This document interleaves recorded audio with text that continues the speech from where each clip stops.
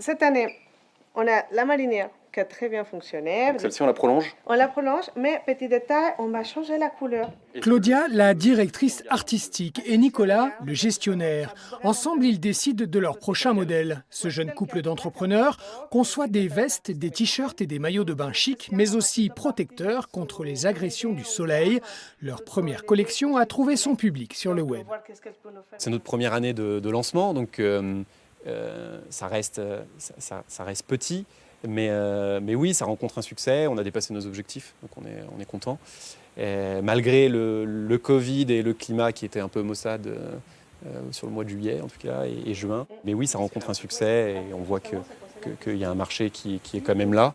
Car la demande est croissante aujourd'hui pour un vêtement à la mode qui prend soin du corps et l'offre quasiment inexistante. C'est ce qu'a constaté Claudia quand elle-même s'est mise à la recherche de vêtements spécifiques après avoir appris qu'elle était atteinte de lupus, une maladie auto-immune qui l'oblige à se protéger des rayons ultraviolets. Pour le prêt-à-porter. Voilà, c'est vrai que très rapidement, j'ai commencé à trouver des solutions alternatives à la crème solaire que moi je trouve collante et pas très agréable.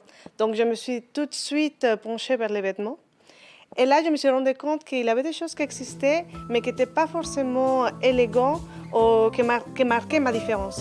Après 2 années de développement sont donc nés les gilets et maillots NUV, des coupes près du corps qui cachent une innovation forte, un tissu au grand pouvoir filtrant.